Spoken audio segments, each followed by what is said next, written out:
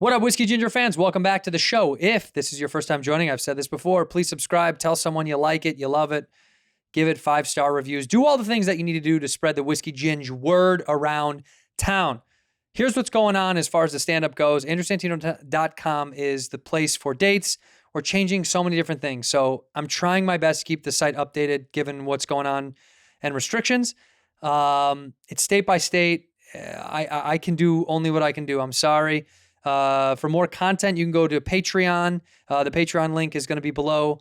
And AndrewSantino.com links you to the Patreon as well. So we get more Cheeto chat content, one-on-one stuff. And also our merch is launching July 10th. New merch. We got that new merch, new shirts. We got that new merch coming out July 10th. In the meantime, go to the Patreon if you want to join that, get some more content. And as far as dates for stand-up, AndrewSantino.com, and things will be shifting around. So I'm doing my best. We're all doing our best. We're trying the best we can to make all this stuff function and get back to normal. Enough from me. Let's get to the episode. In here, we pour whiskey, whiskey, whiskey, whiskey, whiskey.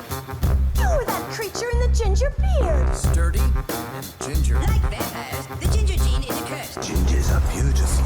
You owe me $5 for the whiskey and $75 for the horse. Gingers? Oh, hell no. This whiskey is excellent. Ginger. I like gingers. Ladies and gentlemen, welcome back to Whiskey Ginger. My guest today is one of my favorite people on earth. I say that for all my guests, but I mean it once again. Today is Mr. Sebastian Maniscalco. Sebastian, thank you for coming on, dude. ¿Cómo está? ¿Cómo está? ¿Cómo está? ¿Cómo está? Brother, thank you for doing this. We've been trying to connect. I tried it. We were going to have you in the studio, but sadly that didn't work because the pandies got us all locked down. But you're in one of your 17 libraries, so thank you for doing this from one of your many libraries. How many of those books back there are actually readable? Are they all decoration? Yeah, I haven't touched one book. These are all for my Zoom calls. Oh, nice. Yeah, that's good. Yeah, this is your Zoom room? Is that your Zoom room? So how many of these things have you been doing in terms, not just podcast stuff, but have you been doing a lot of like meetings and stuff like that in the business over Zoom? Yeah, so once a week, probably I have a Zoom meeting to go over really nothing with my team in regards to working. I have done 2 Zoom corporate events, which I was reluctant to do just because I was unsure how comedy would translate through a laptop. And when the offer came in, they wanted me to do like 45 minutes of comedy standing in front of a laptop. I go, that doesn't work. The comedy is more enjoyed in a live setting. But Right. It was, we had a moderator.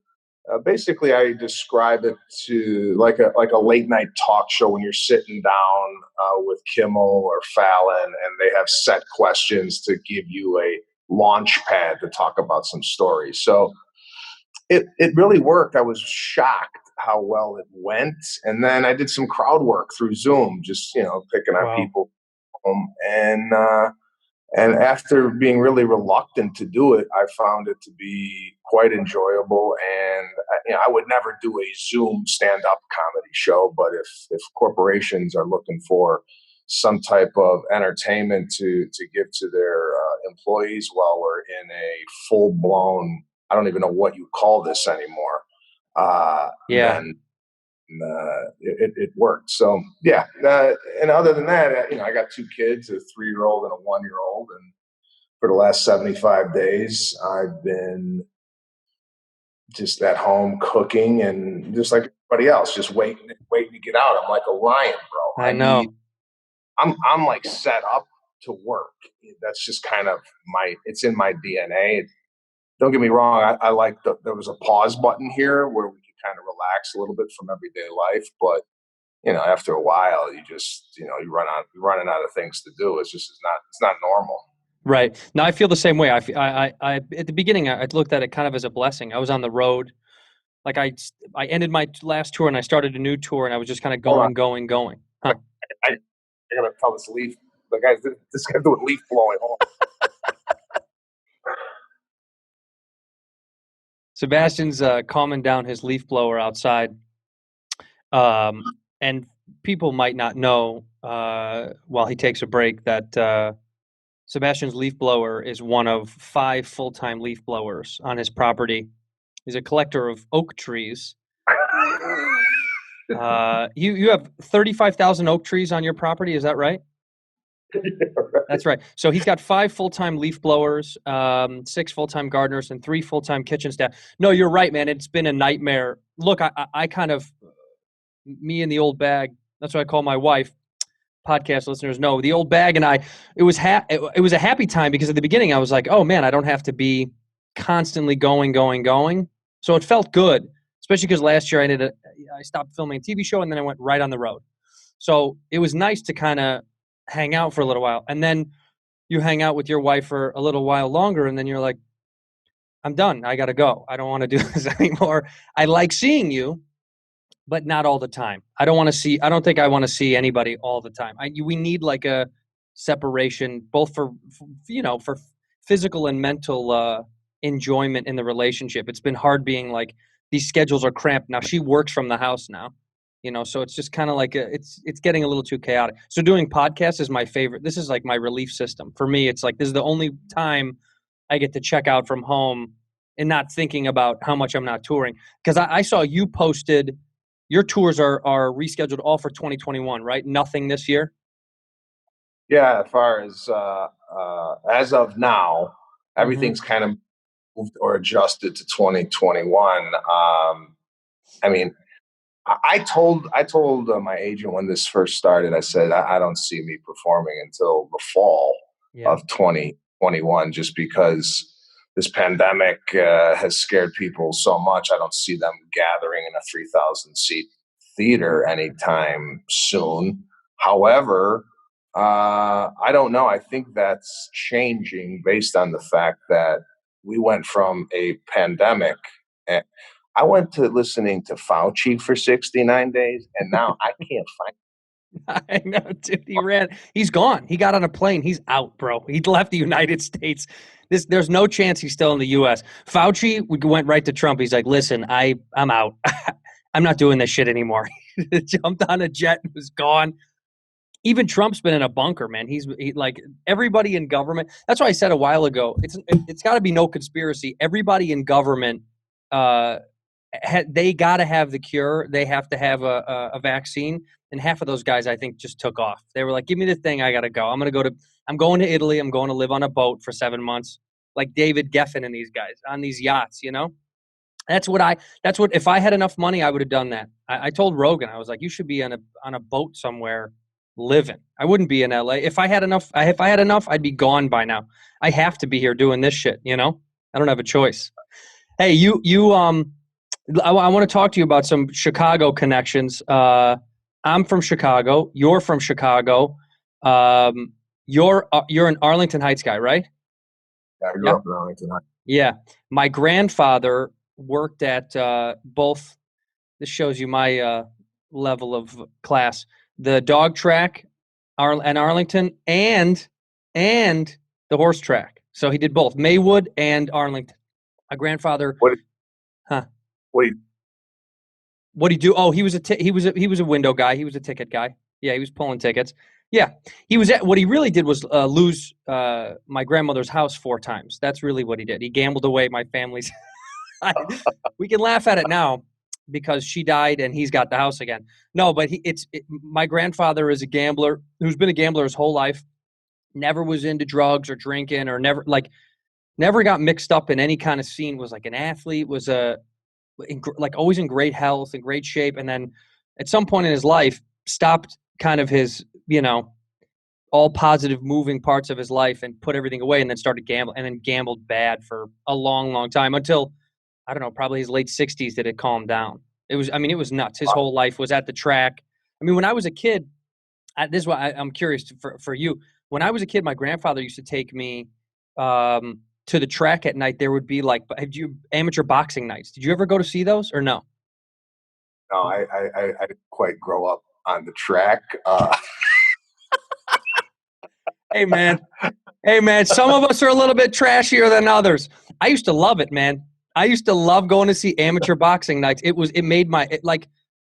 all the negative things that I was taught about from my mother years later about the culture of what was going on in those late night rooms of betting and OTBs and stuff, it was fun to go with my grandpa and go watch amateur boxing because to me they were superstars. Like I thought it was ESPN. You know what I mean? Like I thought I was watching. Truth be told, I was watching two guys from Cicero just beat the shit out of each other. But I thought it was the highlight of ESPN boxing, HBO night type of stuff.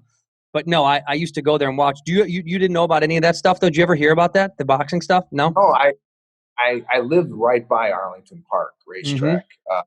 So my grandfather took me there to watch the horses, but I had no idea that there was an amateur boxing event.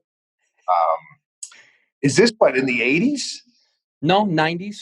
90s? Maybe actually no. You're probably right. Probably the late 80s, early 90s is when I used to go. That's when my grandfather was really like in the thick of it all. And I used to say when I was a kid, I didn't know my grandfather's business associates. You know, I didn't know what that was.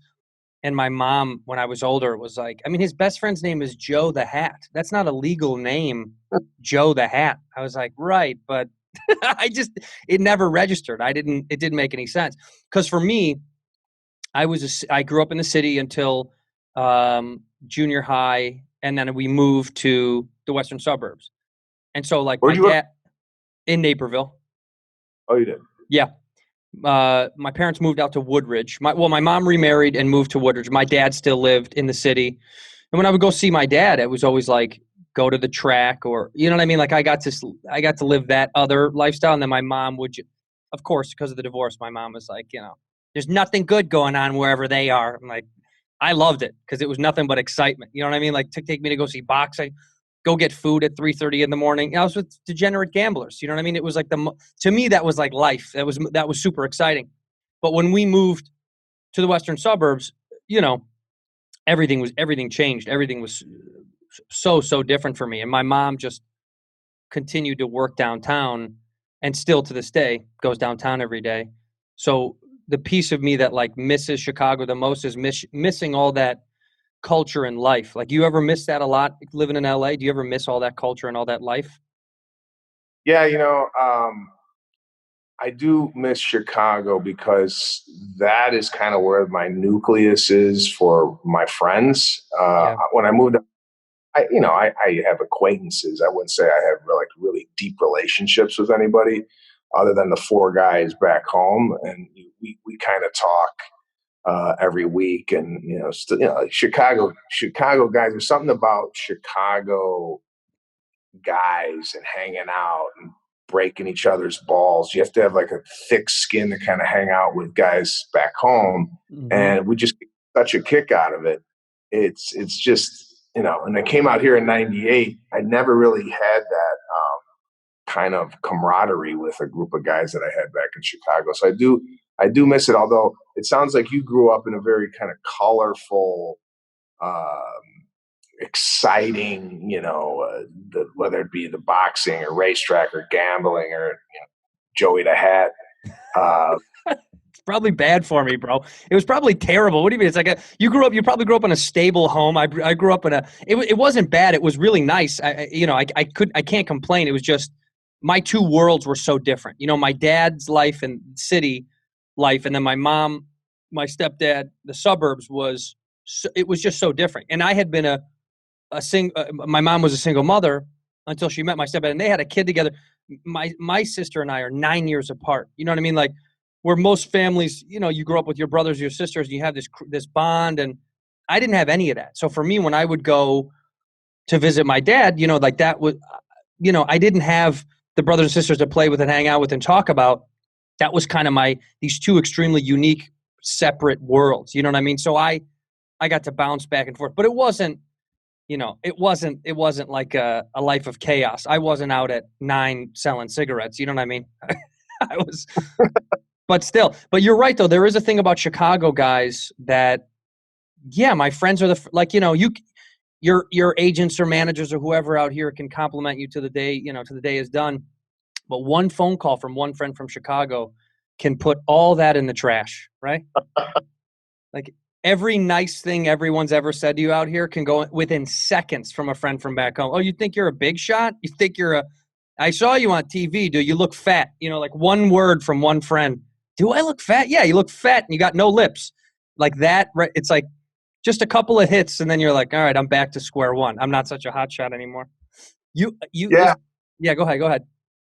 No, it really does. To echo what you're saying, they kind of keep you in line. Not that you were getting big headed at all, but it's just the ripping and I went back home and I was doing a show and there was just like there's no real I think it's just a negative vibe, like back home. Yeah, it is. It is. As it typically was until I met my wife and I came out here and people are like very like like good job and Namaste, Sebastian. Yeah, it's not. There isn't a lot of that. Bobby Lee says this to me all the time. He's like, you have this anger, this. It's not really anger. It's just kind of like a aggressive sense of reality. I feel like that's what most people from our area feel, this aggressive sense of reality. They have very passionate opinions about things. They're very forward with their thoughts. Out here, people are kind of more masked.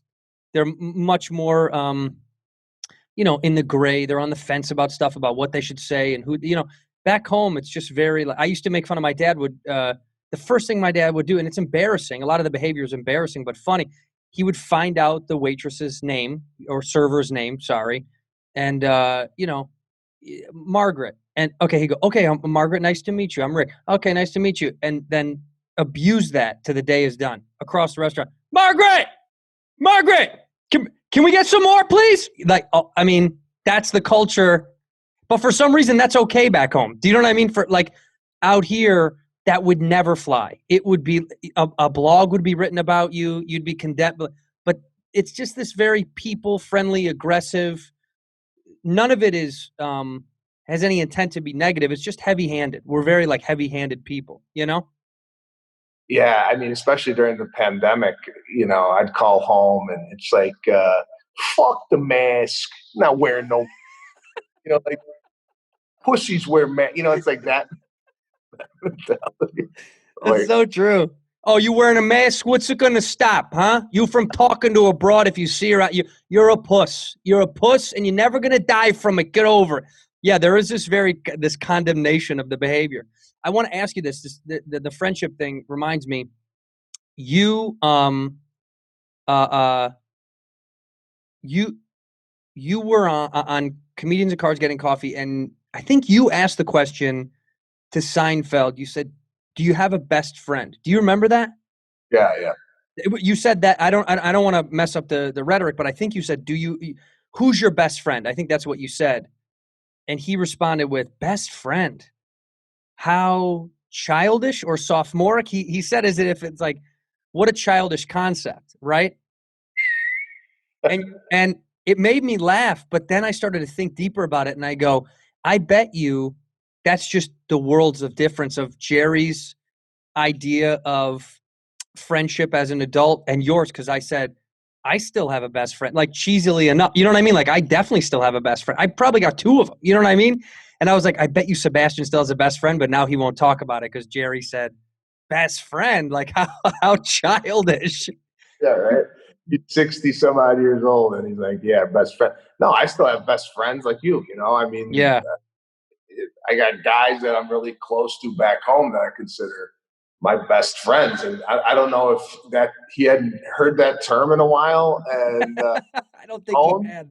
Yeah. But I thought his best friend was the guy that Mario Joyner that he opened a lot for him. So yeah, he in friend or George Wallace, he's a good friend. So I don't know. It's one of those things where you're in the sometimes you do those shows and you're like, do you have a best friend? So, do you guys ever trade bracelets? Do you have friendship bracelets? Do you have charms that you share?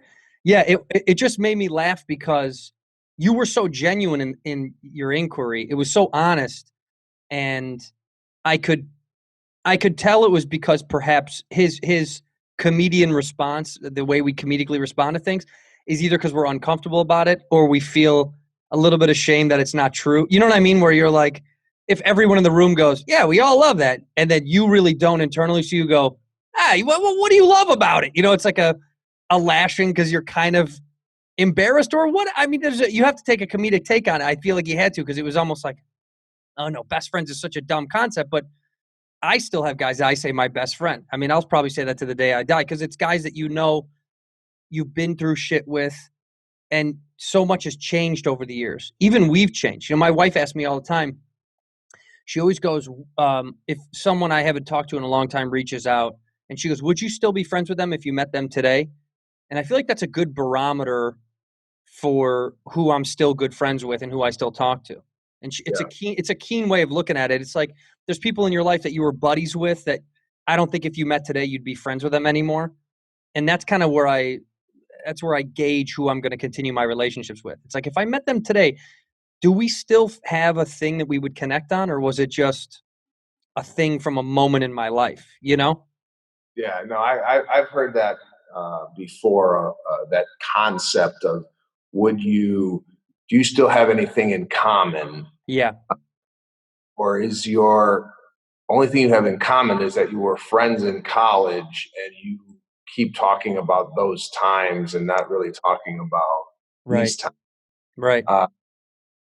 So are your friendships mainly back home? I mean, do you hang out with a lot of comedians or? No, I mean, I have like a small group of comics that I've kind of like, I mean, that's an interesting perspective. I'm interested in your view on of like over the years, you know, when you start with a million comedic friends and you're all friends. And then as time goes on, people go different directions. Some people split off and stop stand up. Some people get more into TV or this or that. And there's only so many guys that kind of, it really does whittle down to something tiny as far as a group. And I've stayed friends with a fair amount of those guys that I started with, if they're still doing stand up. But sadly, if they quit, it's like it's almost like they quit us. You know what I mean? Like when guys quit stand up, you're like, you quit us, and I have to keep on this train. You know? So I would say my tightest group of friends is a couple of stand ups, and then guys that aren't in our business. Or I mean, they're in ancillary parts of the business, but not what we do. You know? I just it's because this is something interesting about you to me is, you know, you're such a nice, cordial guy, and when it comes to stand up, you're always saying hi, you're always polite to everyone, you always do the right thing, so to speak. And then when you're done doing stand up, you're kind of out. It's like it's almost like a job to you when I see you come to the store. You're so focused, and it's impressive because a lot of us are goofing around and fucking off too much. Then I watch you go in and work, and then you leave. You don't really kind of, you know, play that Comedy Store game a lot. That's not your thing, huh? I did when I first started. I mean, Yeah. when I 1998 when I first came out here, I was hanging in the halls, goofing around, and parking lot till it closed, and you know, it was just the culture which it is today. But as I number one got married, Yeah. and had a wife to come home to, I mean, I had nobody. I was alone. Yeah. What am I gonna do? What am I gonna do? But I got married, and then subsequently had kids. And then when you start becoming more involved in your family, and you tend, for me, to had to get up at 5:30 because the kids were crying or what have you. Start making food or breakfast. It's not necessarily I don't want to hang out and I'm super focused. It's more of a get it done and then go back, because if I don't, I'll end up hanging out here till 2:30 in the morning. Right. Do it up. I think also the older I got, I didn't have the energy to do that.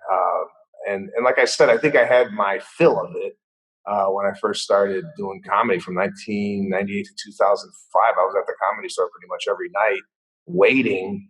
I put my name up on the fallout list. Right. And waited there from 9 to 2 o'clock pretty much every night, hoping someone would fall out so I could do comedy. So, I think I just moved on to another chapter of my life, and I really enjoy hanging out with the guys there. It's just sometimes it's like, all right, get in and out and go back Yeah. home. No, I mean, look, the process is it is a part of time and movement. I see guys do that too. Like Segura also is a family guy too, who comes and goes pretty quickly because he needs to. There's guys that like need to, and then there's also guys that are older that of the older generation that hang out. I mean, Jeff Ross is still there now. He's waiting for the store to open. I don't think he's left. I think he's been there. I think he's playing music out of his car in the lot, and he'll be there until the pandemic's done. I think he said he's throwing a 6-month party. But no, I think it's a cultural thing that's good. Is like we learn to, and I guess I'm tying this into our relationships and our friendships and stand up continue to change and mold and shift as far as the relationship that exists both from comedy and then what you remove and take out of it as far as who I hang out with away from the parking lot. You know what I mean? That's a whole separate, because my wife always jokes. She's like, well, that guy's more of like a buddy, not a friend. She's got these like little like subcategories, and she knows better than I do. Sometimes I'll go, yeah, I guess. I don't even really realize it until she calls me out on my shit, like, and it's only because she's seen it from the jump. Like your wife has seen the stages of your career, and they know better than we do. You know what I mean? Because they're such an inside outside perspective. It's pretty wild. Like, has your wife ever given you a piece of career advice or something in that realm? I don't want to encapsulate it with just that, but has she ever said something that you didn't think of that you're like, how do I not see that? And it's only because she's in it with you and not literally on it with you, like not on stage, but she knows all of it, I think my wife, as well as your wife, kind of sees these things just because she's not so immersed in it. However, my wife is kind of involved in my career in a creative sense when it comes to putting a poster up or looking at stage lighting for a special or what have you. She's an artist, so she has that eye. But yeah, I think it's very critical to have those moments of input from a wife, a father, a mother, a sister, whoever you're close to, because they know you so well, and they dictate where some of this might go, where we might be a little bit more blinded to it. Yeah. How long have you been with your wife? Married for 4. Yeah. So did you know her a long Oh time? yeah, a long time before that. Yeah, before we got married. Yeah. I thought you meant how long we've been married. Yeah, no, we've known each other for a long time. I mean, we knew each other when we were, when Wendy's was the only meal options. Do you know what I mean? It was like when it was nickel and diming and scared to not pay my car note, so nervous about making my Hyundai Sonata car note that I was like, what if I used to joke, I was like, what if I just get it stolen, That's the racetrack in you.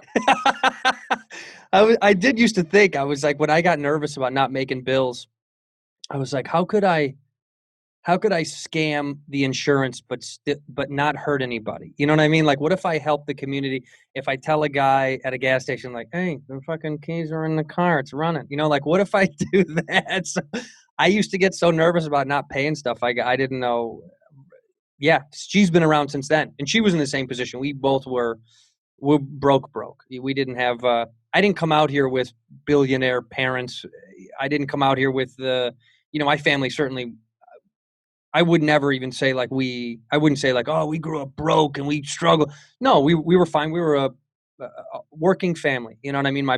Both my mom and my dad always worked my whole life. My mom still works, unfortunately. I wish she didn't, but yeah, we were an average middle class family, and I didn't come out here with the advantage that some friends have, which I'm jealous of. I'm not hating on that. They didn't have to get a gig to make, and I had to get a couple of gigs to get by until I could finally quit and just do stand up. And I was jealous that, like, I know you did too. You worked when you got out here. You served right away, didn't you? You bartended or served? I served. I came here in '98, March 3rd, 1998, and wanted to get a job waiting tables. I, kind of basically grew up in the hospitality business, working at restaurants my entire life. And I couldn't get a job for the life of me. In 6 weeks, I applied everywhere in the city, and eventually ended up at the Four Seasons Hotel, where I worked from '98 to $75, which was a great job. I really had, oh, and I'm going to say a lot of money, but I had a nice little chunk of cash. I wasn't really worried. There's one time I screwed up. I hated waiting tables. I was getting really salty, and Oh yeah. I changed directions. I started working for Dish Network, selling satellite dishes out of a kiosk out of a mall in the ghetto on Martin and Crenshaw, Oh Bald, shit. Yeah. Baldwin Hills. Baldwin Hills Mall, man. Yeah, I know it. That's a place to get sneakers. If you're gonna get shoes, you might as well go down to Baldwin Hills. They got the best shoes. They had the best shoes and apparently satellite dishes. You want went some into kicks? You want a dish? Come down to Baldwin Hills. Yeah, so I went there and I wanted to see if I could sell satellite dishes, which didn't work out for me. I spiraled. I went into debt. I had $10,000 worth of debt. My father and mother bailed me out. They paid off my credit card, and then I ended up paying my father every dime back. And then back to the Four Seasons to work. So that was kind of my deal. I didn't want to come out here because I really had no experience in doing stand-up comedy prior to leaving Chicago. And I didn't want to like live on somebody's couch and try to get a gig for $15 here and $28 there. I wanted to not worry about bills so I could focus on the comedy, because I become in like wrapped up in like, oh man, am I gonna make the rent? And then I lose focus maybe on the comedy. So Sure. I just want a job where I could pay my bills and focus more on the comedy. So that's what I did for 7 years at the Four Seasons, until I just started headlining comedy clubs for $1,500 a week. Yeah. You said March 3rd, right? Isn't that the date? Yeah, everybody Yeah. remembers their date. Isn't that weird? I mean, mine was significant. Mine was the 4th of July. I moved out here 4th of July 2006. I broke up with my girlfriend, and I packed up the U-Haul, and I left and came out here. And when I first started coming around the store, I remember seeing, when I was a micer, you guys were, I remember seeing, I get names I remember all the time. Like Dov Davidoff was around the store a lot back then when I first came out here. Caparulo was around a lot. There was like a chunk of guys that I remember watching, and I used to sit in the back of the room a lot and watch. And it's weird to watch and to see, like, not to kiss ass, but to see your career progress so much. It's kind of a beautiful thing to watch, and a well-deserved thing, truthfully. Because if you didn't, I would tell you. I'd go, you don't deserve an ounce of it. No, but because there's a couple of guys. No, there's some guys that don't deserve it, dude. No, but to watch guys that I really did think it had, just had that thing that I'm like, man, I can't wait to see this thing progress and get bigger. I feel like Burr was like that too when I first moved out here. I remember watching and knowing about him and hearing about him and then seeing him more and more. I just was like, oh man, to see that the growth of certain people was always great to watch. It was a beautiful thing. And I think it just gives hope for younger guys when you watch people that you like, who you think are good, do well, because it gives you this idea that you're like, oh, okay, if you're good and you work your ass off, it's going to work. You don't know when. You know what I mean? Like, there is no timetable. You know what I mean? Your dentist goes to school and then you become a dentist. You know what I mean? We don't have that advantage of like, if I go to the club every year for 10 years straight, I'll make it. It's like, you got to be good. You got to. Well, you have to be good. You have to work hard. And there's like a window, though. It's funny. You see guys that I started with, and it's like you see the window start to close. I mean, Yeah. I'm not saying you can't make it in your 50s or your 60s or whatever, but what I'm saying is there's this window, and if you don't jump through it, it closes pretty quickly. And I was just fortunate enough to just develop my voice, get a point of view, get a fan base. My fans basically, it's funny. I was talking about this on another podcast, that I started doing this kind of Italian it's not Italian. It was really more personal stories. It just happened to have this Italian take on it. And I was going to put it in a special. It was this joke about going to Italian weddings, and I was like, should I leave that in there? Is that too specific? Are people going to get this reference? And I left it in there. And that kind of one little joke spawned this following the Italian community, which kind of globbed on in groups. And then I just started really enjoying my material more, talking about more personal, my dad and how I grew up, rather than this broad observational type humor that I had been 6 or 7 years, which I still enjoy doing. But as you well know, as you grow as a comedian, I think you start feeling a lot more comfortable exposing yourself to the audience. And those jokes to me are the best when I really start getting to know a comedian and kind of his life or her life or what they've done. And then peppering it in also with observational humor. But yeah, it's been a long road. This is not something, for at least for me, that happened overnight. I have no TV or movie credits that kind of catapulted me into what I'm doing today. It was just, like I said, just going to comedy clubs and just shaking people's hand after the show, taking pictures. Used to sit out in the lobby. I used to look at it, and I still do, as like my comedy shows. Like, you're coming to my house, I'm going to like entertain you, give you food and drink, and then when you leave, I'm going to stay at the door and thank you for coming. Right. Making that personal connection, and I didn't do it as out of a business move. I did it because I really was appreciative that somebody had actually paid a ticket and came to see me do comedy. And it worked because those people came back with their neighbors, their family members. I mean, people, just like 14 people would come as a group. Right. And wow, that's really cool. So yeah, it's thank God for the Comedy Store. If I didn't have the Comedy Store, I wouldn't have made it. That place really, right? It really gave a place to kind of play and hang out with other comedians, and it was a place that I felt safe, and I can't wait till.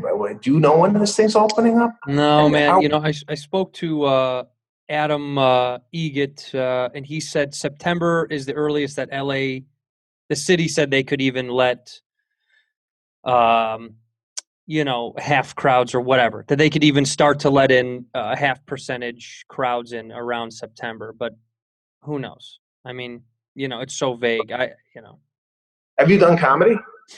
No. And like you, I don't, I've been offered to do a couple of those Zoom shows, and I refuse to do them. And, not to shit on people that do, it's just, I know it's not what I would do best. So that's what I've said. And also I've said this before, I feel like it's disenfranchising my fans that paid. I sold out a tour this year that's supposed to be happening right now for the first time in my career. I've never sold out rooms like this, and I was so grateful. And then 2020 stepped right on my nuts. I was like, great. I worked, I finally started selling out theaters and, 4 nights at a club across the country. My last date was in Philly, and I sold out all 4 shows at Helium. And that was my last date because I went to Chicago to play Thalia Hall for a show. And they had to cancel it that day. The mayor was like, you can't. So that was like the end of my run. And I feel like I'd sold all these tickets for the rest of the year. And I was like, man, this is like disenfranchising my audience that bought tickets to see me. And now I'm saying, I know you bought those tickets. I'm not even going to be there in July. You want to watch me on the computer for $25? There's something about it that I'm like, it made me feel dirty. So I was like, I'm just going to give them their show when I can give them their show. And their money is tied up with Ticketmaster and Live Nation and whatever. So, I was like, I'll do podcasting and give them entertainment this way. And then when they can see me on stage again, that's when they'll see me on stage again. That's how I figured in my head, because I watched a Zoom show. A friend gave me a code to watch our friends do it. And not for me. No. Low end. It's not how comedy should be enjoyed. No. And I would I'm with you. I mean, why you cheapen your brand? I think when you start doing the, hey, come see me in my living room and for $10. It's Yeah. I didn't want to do it. I just was like, it's not. It's also not how I translate, and I imagine you, even though we're very different comedically, but like, uh, you you really do connect with an audience. You have the ability, especially the way you perform. It's extremely cohesive with the way that they're feeling. You do very well at digging into the audience and getting in with them, even though it's not like you're saying, "Look at this guy over here." Your jokes are you have the ability, the way you write and the way you perform, that it grips people. It like gets them inside of this thing with you. And I think through this medium, I just don't think that works. And I'm not a guy who just does like set up punch, set up punch, set up punch. That's just not who I am anyway. And I need to feel the audience a little bit more too. It's something that I would need, because it's just not, and I've had comics go, you don't even know till you try it. It's like, I see. I have eyes. I can see I it. wa- I watched you, and it was Yeah. I saw you do the shit. I don't think so. Let me ask you this. You can plead the fifth on this if you want. But I'm curious to know, not too long ago, uh, Dice came at you online for some reason, and I don't know why, and was attacking you, and it was kind of put to bed really fast. But why was there weird beef? What was the impetus for all this stuff? I don't know. I believe it started with I had a chapter I wrote in my book about Dice and hanging out with him, and there was nothing. I had a great Right. experience with rode for two years, and this is when I was still waiting tables. I would go out with him to Las Vegas and Indian casinos all over the country, and had a good experience. I got a chance to get in front of really large audiences, and there some of them were really hostile, and I bailed off stage one night because the crowd really got to me, and it flustered me, and I ended my set early, and I came off, and he told me, you never come off early. You do your time, and because because he was preparing to go on at a certain time, and I fucked up his mojo. So I mean, I just learned a lot about stand up and performance, and then I don't know, I saw some tweets or some Instagrams that he was posting that I was I was wearing jackets and whatnot, and he thought maybe that I was stealing his look or whatever. But we never spoke about it. You know, I actually don't know where it came from, Yeah. and I didn't address anything online. I never really look at things online when it comes to someone tweets at me or Instagram comments or whatnot. And I don't really engage with it because I feel if you engage with it, it just kind of snowballs. Yeah. But yeah, I don't know. It was unfortunate. I don't think that beef is still there. I think it's kind of quelled. I never had a beef with Dice Clay. He's someone that gave me an opportunity, and I definitely was appreciative of it. I just don't know, I don't know. I don't know where it all came from, but Right. Can I give my it's opinion? it, As an outsider, who I respect and love comedy more than anything. It's probably why I started it. That we're all fans of comedy before you get into it. Now, whether you stay a fan of comedy when you're in it is a whole nother thing. Whether you fall out of love with it is another thing. But I liked Dice when I was young, and watching him was impressive, and it was unique. And I do feel like, as now I've embedded myself in this world and I understand the dynamics and the politics of comedy, you're a guy who uniquely popped extremely hard from being who you are. And I think oftentimes the generations above us at any level get jealous, whatever the word you want to use, envious of success and career movement because perhaps theirs isn't like that anymore, or it's just it's common jealousy. We all have jealousy, but you popped so significantly in a way that was unique. It was deserved. It was organic. Do you know what I mean? So I think a lot of times people are going to hate those things. I mean, you know, like people are going to hate you because you're good and successful, because it's people get jealous, and I think that has nothing. It's not because they don't like you. It's just because they envy your success and your growth, and perhaps they envy the fact that you've settled so deeply into you and making yourself great that it's, you know, it's something more people wish they could do or have. Now, whether they had it before and don't have it anymore, wink, wink, you know, that's a whole thing. I just think it's just you settling into who you really are, and harboring that is awesome to watch if you're a fan, but it also can make you jealous if you feel like perhaps that's not what you have anymore. You know, that's my 2 cents. Yeah, no, I mean that's understandable. It's also societal too, and not to hop off that train. I just don't know when it became looked down upon. It just seems that way now, to have success. Mm-hmm. And you know, people shit on people who are thriving and are building whatever, a business for themselves, a career for themselves. And you know, none of this was given to us. Like you said, you were wondering when your Wendy's, you know, went to sell your car or light your car on fire at the like the insurance. And you know, I was going into financial ruin working at a kiosk in the mall. So you know, we figured it out, and now we are flourishing. And for me, growing up, man, I used to love watching or seeing what people, you know, I still do. Yeah. I still, you know, I give you an example. I went to the Grove when the Grove first opened here in Los Angeles in 2002.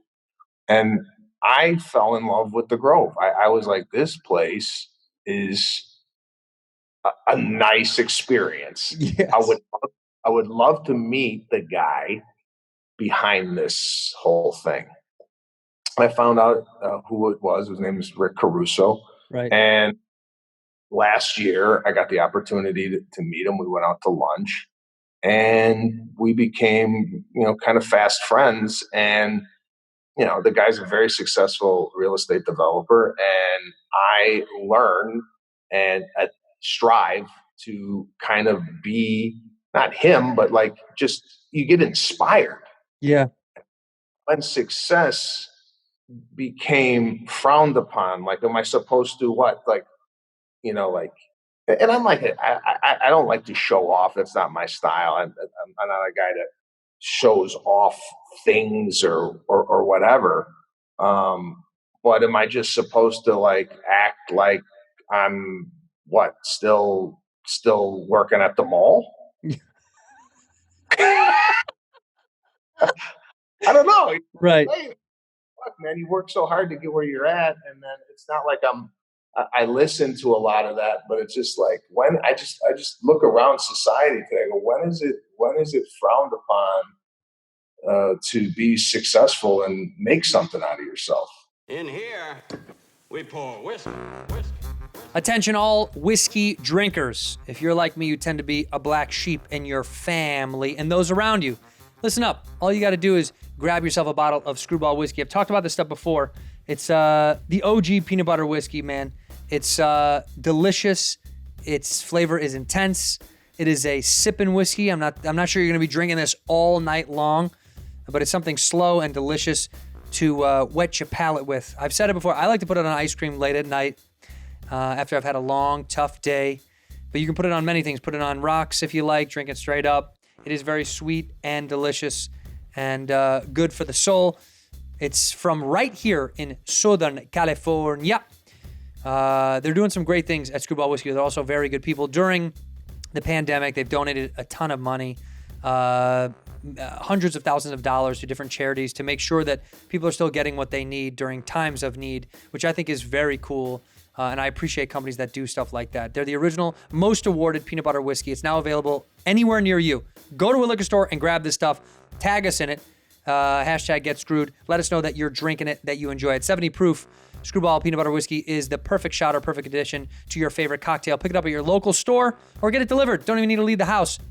Go to screwballwhiskey.com if you want more information about the jazz. Enjoy responsibly. This advertisement by Screwball Spirits LLC, San Marcos, California. Whiskey with natural flavors and caramel in color, 35% alcohol by volume. Drink it up responsibly. Don't be a Dumbo. Have fun. Whiskey Ginger fans, I've talked a lot about my love for the game of golf. I love golf very much. If you're a big golfer, there's no reason to not get involved with Golf Critique. Go to golfcritique.com. They're the #1 site to go to see user reviews about courses, instructors. It is incredible. Golf Critique is great. They're trying to show young people that there's more options out there to find out about golf in your area. If you don't like golf, too bad for you. You must not like going outside, swinging a club, having a good time, having a couple beers and some laughs with some buds. That's on you, pal. Golf is a fun way to connect. If you want to get out there and golf, sign up for Golf Critique. It has a review of everything in your area to let you know what the difficulty level is, what the perks are, and Golf Critique offers all sorts of stuff like discounts. If you sign up today, 8 finalists are going to be selected to win an all-expenses-paid trip to historic Pinehurst in North Carolina with celebrity golf to play with Brian Urlacher and Holly Saunders. Sounds pretty good. And one person's going to get $25,000 in their pocket. Sounds like a no-brainer. It's simple, pimple. All you got to do is sign up. Put in my referral code, 26793. Click the link below. Once a member, write a review. That's all you got to do, and you're eligible to win. Simple stuff. It's so dumb. It's so easy. Why wouldn't you do it? It could be 25 G's in your pocket. Right now, go to golfcritique.com and get your ass signed up, dummy. Use the promo code WHISKEY at the checkout to receive 15% off of the annual premium membership. And also, sign up. Sign up to win $25,000 and play golf with Brian Urlacher or Holly Saunders. Go have some fun across this great country. Golfcritique.com is the best search engine in golf. Back to the episode. Ginger. I like gingers. Right. Well, what's interesting is people want you to become successful. You know, when they are fans of you, like they want you to grow. They want to support your brand. They want to come to your shows and tell your friends and buy this merch and go see them here and da-da-da-da. They want you to grow. And then at some point, when you do receive the growth and you get what you deserve, so to speak, there are small little ancillary characters that are angry that you are winning. And I only imagine, and it's a cliche, but it's because they're losing. I think people get mad because they're losing and you're winning in whatever fashion that is, even if they're not in your same industry. I think it's annoying to see people doing well when you're not doing well and you don't have a positive outlook on those things. I think there's never been a winner jealous of somebody else doing well, right? It tends to be a loser. You're a loser if you say, "Oh, did you see Sebastian's got this and this?" Yeah, and I heard he sat and had lunch with the Grove guy. I mean, it's like that guy. That guy would have the Grove guy. You know, he had lunch with the Grove guy. Yeah, at the Grove. They had lunch at the Grove, at his new restaurant called Sebastian's. It's an Italian joint. But like that guy must be a loser to care so much. If you're winning, and this is something that I was taught a long time ago, is that there's plenty of food to go around. We can all get our own little slice. So why are you focused on some guy's meal? Like, worry about your own meal. My dad used to joke, "Worry about your own dick" was an old phrase of like, worry about your own dick. Like, you worry about your manhood and your responsibility and your problems and your issues. You're going to have a lot of them. Like, don't worry about somebody else's dick. It made me laugh as a kid, and I got older and I realized, it's levels. It's what he's saying is your private information, your private life, your career, your hopes, your dreams, everything that lives inside of you as a man, you should worry about all that stuff, not about another man's shit, success, failure. It's a waste of time. You're going to have so much time occupying your own space, figuring out your own relationships, you know, in and out of love, your career, your friendships, all these things. you'll have enough weight worrying about all those. Wasting time worrying about somebody else's detracts from yours. You know, it just takes away from your growth. So fuck people that don't like, you know, success. And in that regard, now I want you to drive around in one of those 9 Ferraris that you have. I say, zoom it around town, baby. Don't be ashamed. I think I drive a bird. yeah. What's that? I have a bird scooter. I thought it was a Lime. I thought you're a Lime guy. I didn't know what. Yeah, Sebastian, he's given away all of his cars, and now he's birding around town. You can't be ashamed. I'm not that guy. I don't even have. I got 2 cars. I got. That's it. I'm not. I'm not that guy. I'm not. What do you It's not- indulge in? What do you indulge in? Is there something that you do?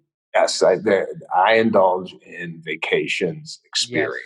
Nice. That's kind of where I spend my money. So about 2 years ago, I took my my family, my mom, my sister, her kids, her husband. We all went to Tuscany for a week. Lovely. And I'd rather just spend my money and do it right in Tuscany than, you know, spend money on a car. I mean, I like nice cars, don't get me wrong, but we get extreme enjoyment out of family time and vacations. I mean, if I wasn't a comedian, I would love to open up a small boutique hotel. Where?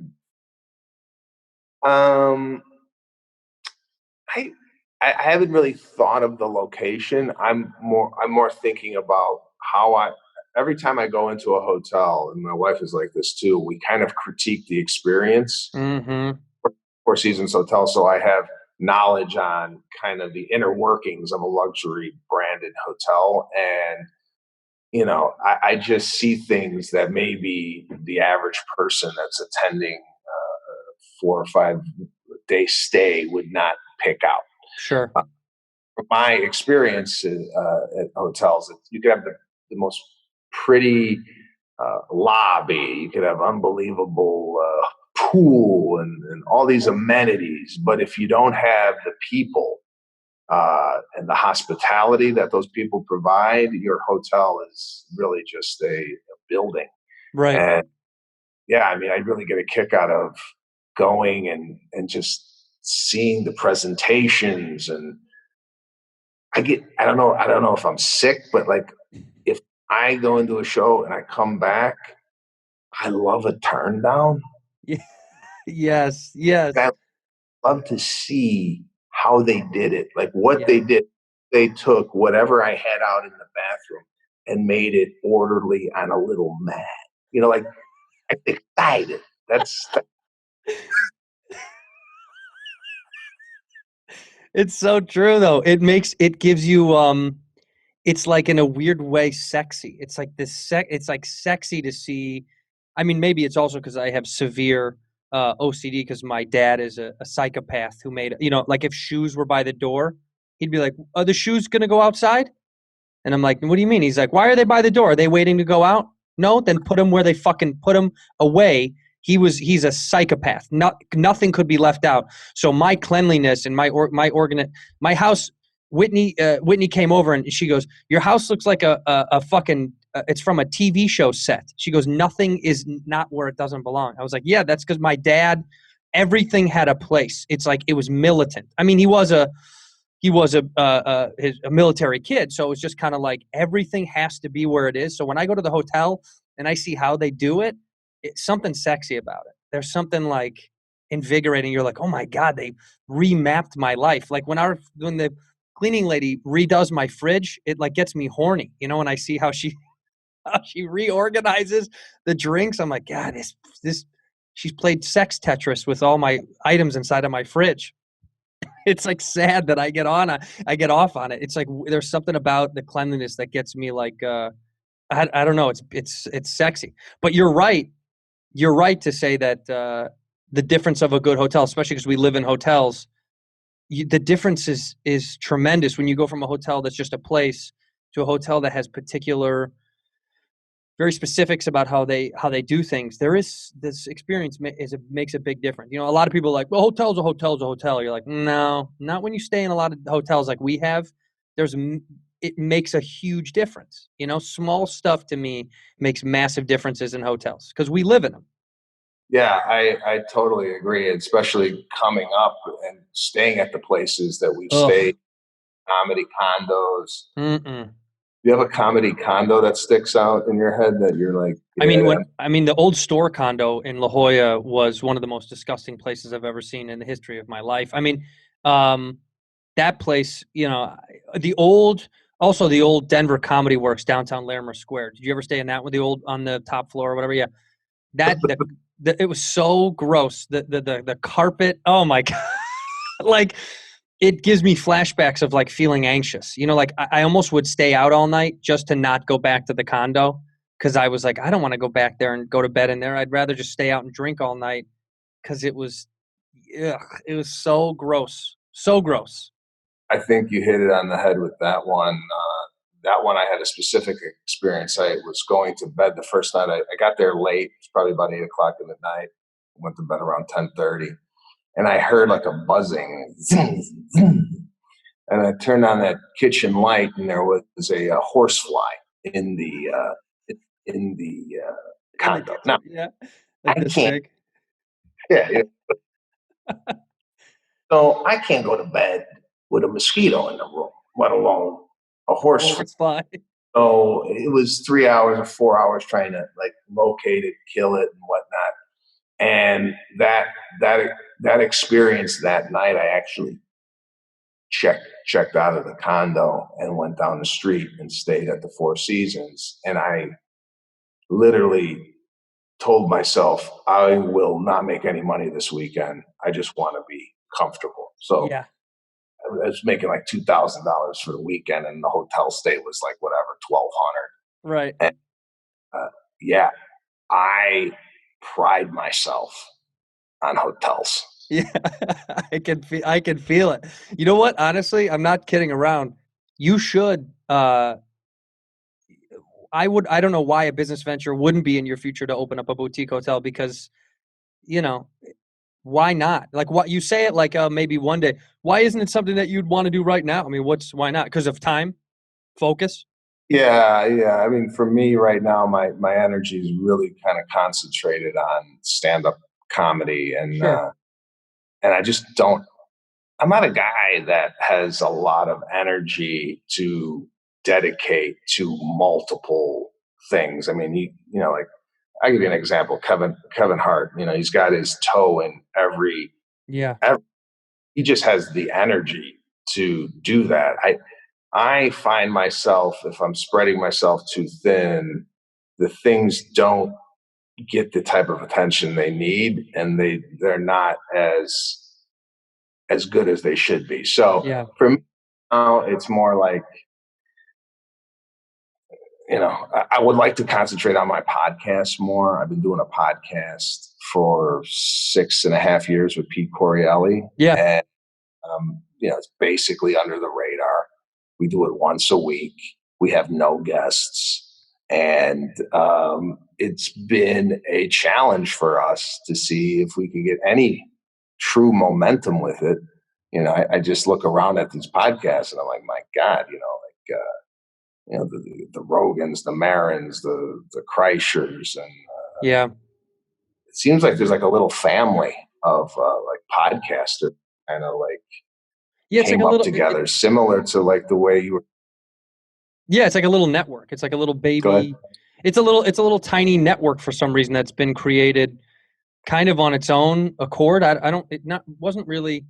I don't know if it was conscious by any means, but it just kind of birthed itself for some reason. I can't really explain it. Like, I don't know why.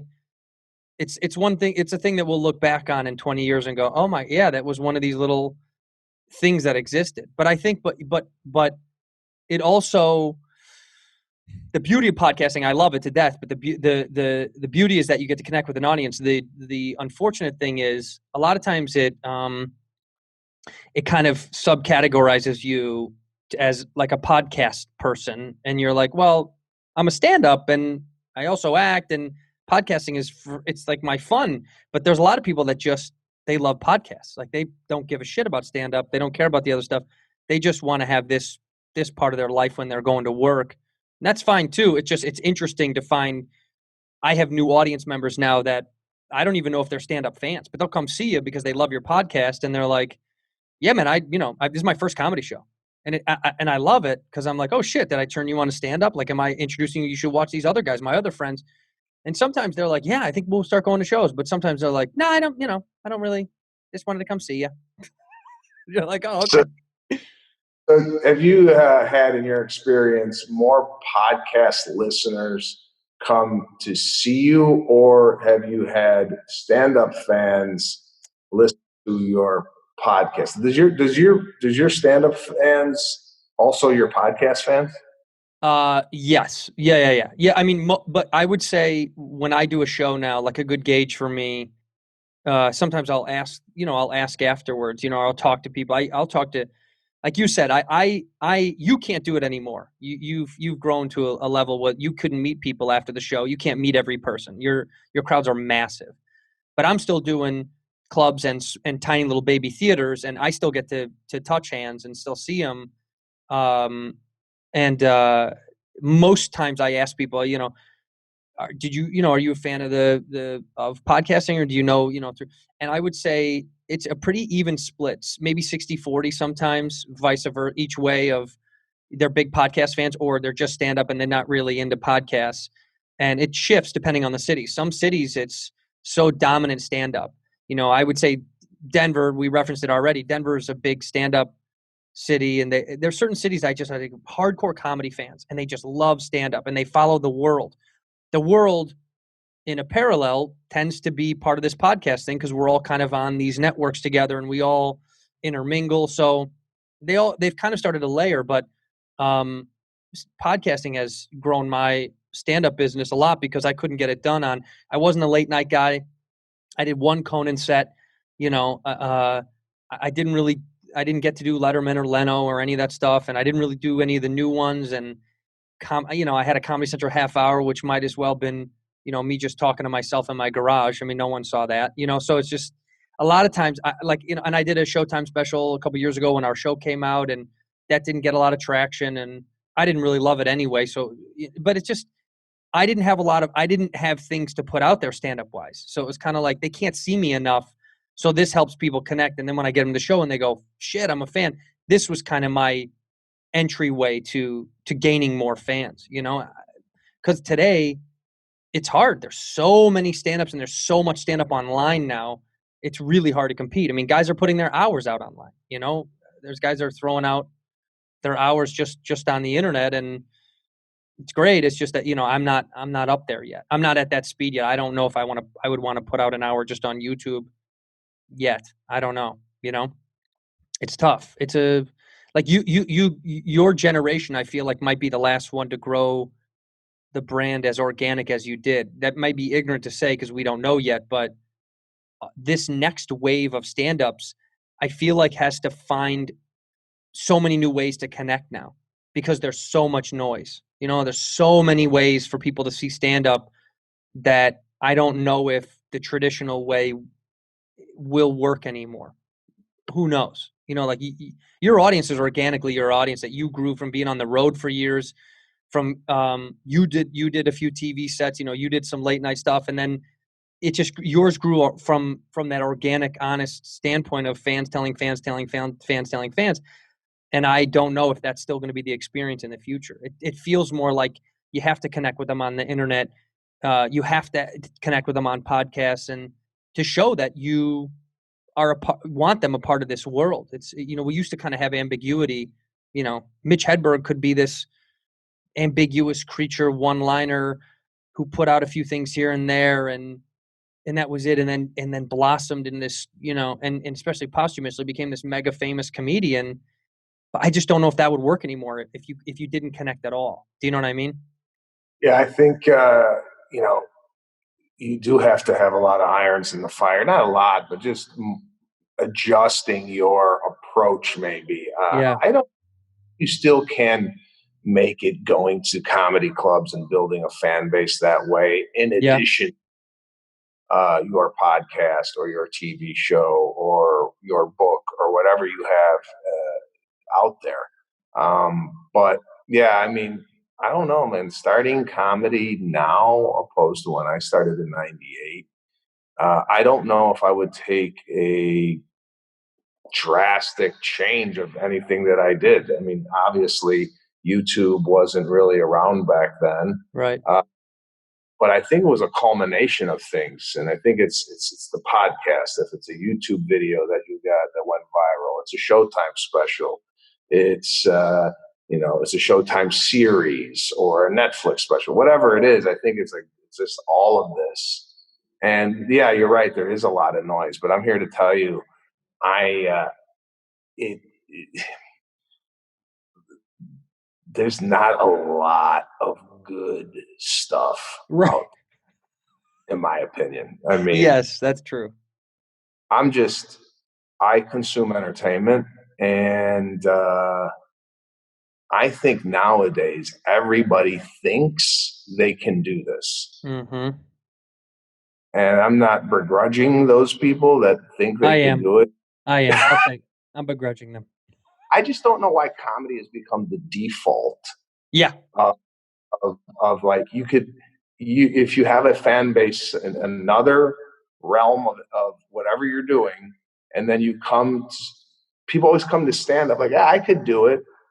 It's like, no, I mean, it's just it kind of cheapens the brand of stand up comedy. Totally. I just don't know why. It's like I can't go and play drums tomorrow and be a part of my crew. Right? It's like, I mean, you could. They're actually looking for a new drummer, to be honest. You'd fit right in. No, yes. You're not. We can't just jump ship into some other thing. Yeah, it does cheapen the brand, but to your point, ironically enough, the good stand-ups will always shine through, right? There can be a lot of shit, but then someone sees you or sees a very talented comedian and goes, "Oh God, this is fucking so different." I mean, at the end of the day, it's such a cliche, but the cream does rise to the top. The best will eventually just be seen as the best. It's just a fact of entertainment for some reason. What is it fair? No. Does everyone that's good make it? No. But I still hold on to that thought that even though there's a lot of dog shit, when somebody comes and sees you, they go, "Oh my God." I mean, that's leaps and bounds different than what I've seen that my buddy showed me on YouTube, or something, you know what I mean? Like, it's just, once they get an eyes on something good, it's good. I mean, it's the same with athletes. When you go watch a great athlete, it's just, you know what I mean? And everyone around you goes, "Holy shit, that thing is just better than all the other things that are trying to be this thing." And that's just, for us, there's way more people trying to get in that don't have any credentials. I mean, right, you can't go, I'm not trying to go walk on to the Bears. You know what I mean? I'm not going to be like, "Come on, man, I can run routes." Like, they like, "Get the fuck out, take a hike." But for some reason we have an open door policy. Anybody's allowed to try our thing. Anybody's allowed to come in. It's like any asshole is allowed to just walk into the house and try it on. But at the end of the day, the good are gonna still stay up top. I believe so. The good are still growing. You're right. I mean, the cream always does rise. I do believe that. Yeah. But being in the business 22 years, I just find it odd that comedies, like you said, has this open door policy where if you were doing something else and then you have a fan base, that fan base then comes over to see you do stand up. And to me, stand up you just don't hop into the shit. This is something that you got to work at night in, night out. And I'm still learning every time I go on unique little whatever, whether it be a flicker of the eye or man, it's always a learning, and you grow from that. And it's just repetition. You got to do it. Yeah. Night in, out, in order to really master it. And I don't even know if you could even master it, but you have to put the time in. I just find it. No, I know, and I know what you're saying. You're being very polite about it as well. There's a lot of fucking yahoos that step into our game and are allowed to just kind of do it. And all of us know, we all know. We all go, "This fucking guy." We just don't talk about it. It's just like it's almost like it's a polite thing from like our youth that you're like, just, just be a nice guy, let it go, because you know what you do and you know how hard you work at what you do, and you can't help those things. You can't help that when Yeah. somebody fails in another, when someone fails at something over there, they became famous and then they get kicked out of that thing. It's strange that they're allowed to just hop into our boat. You know what I mean? Like, I brought my life jacket. You're like, well, this isn't your boat. But it is what it is. At the end of the day, you're still going to be, you're still going to keep killing it at your, in fact, let me say this we'll get off of that, but I have people sometimes come to shows, that will come up to me afterwards and go, we've gone and seen some different shows, and they'll name people that perhaps are like who you're talking about, that they've seen them because they came into town. And they'll go, man, and I saw your show and you did an hour of stand up. I mean, it was like a fucking show. And they're like, God, that wasn't like that with so-and-so. And you open their eyes to them going, oh, this is stand up. That was a fucking sideshow. That was a guy that was just allowed to waltz in and he took my money because I know who he is and yada, yada. But I oftentimes do get that where people go, I came and watched you and you did a fucking show and you didn't do anything I thought you were going to do because the only thing we knew of you was we heard your podcast a few times. And then they come see you do an hour of material of a show and they go, fuck, that's stand up. Oh my God, that's different than, what I saw the last time. And I think it kind of changes their viewpoint. And people are smart. People don't get enough credit. I feel like we talk shit about the American public like they're dumb and they don't know. People do that too often. Dude, people are keen. They know true stand-ups and they know who is, or they, a lot of them know, who's a real comic and who's been a comic and who's a part of this world. I think the real fans begin to, teach other people. They're like, no, you should see so-and-so, you should see so-and-so. But that being said, if anybody gets a chance, go see Sebastian because he's very funny and he needs another library. So you better go see him in 2021. An old, Have you ever walked up that ladder? There's no chance. My daughter has. That's yeah. But I haven't walked up that ladder. This is the definition of when you're doing well, that you just have a computer on the floor that doesn't get used. That's oh, it's at the floor computer? That's just there, just in case. All the desk computers are done. Well, listen, this is a computer, and again, my wife is so talented when it comes to like design and whatnot. So I have a desk, and I have this computer on the desk, and she's like, just take it off the desk. I go, what's my computer? Yeah. She goes, yeah, you have a laptop. Just use the laptop. The big computer on the desk. It's kind of 2008. Out at a desk that's clean that you can't put anything on it. Yeah. So, on the floor. Can I tell you something? She's right. Your wife is once again right.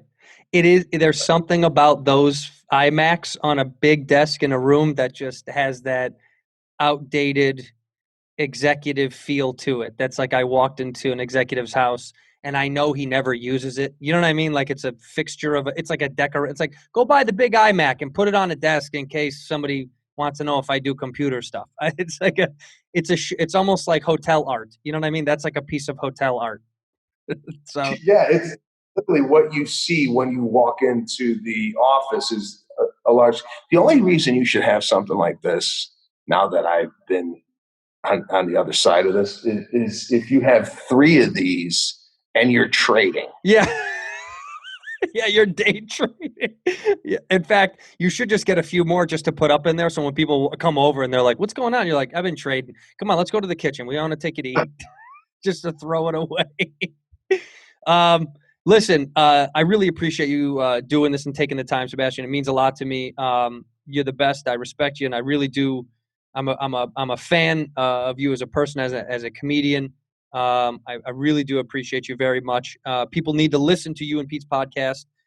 They can find it anywhere podcasts are found, iTunes, Spotify, all the good jazz. You're going to be touring again in 2021. Everyone needs to go see you. We end the episode the same way every time. I ask the guest to say one word or one phrase to end the episode. Whenever you're ready, you can go ahead and do it. Work. In here, we pour whiskey, whiskey, whiskey, whiskey, whiskey. You were that creature in the ginger beard. Sturdy and ginger. Like vampires, the ginger gene is a curse. Gingers are beautiful. You owe me $5 for the whiskey and $75 for the horse. Gingers, oh hell no. This whiskey is excellent. Ginger. I like gingers.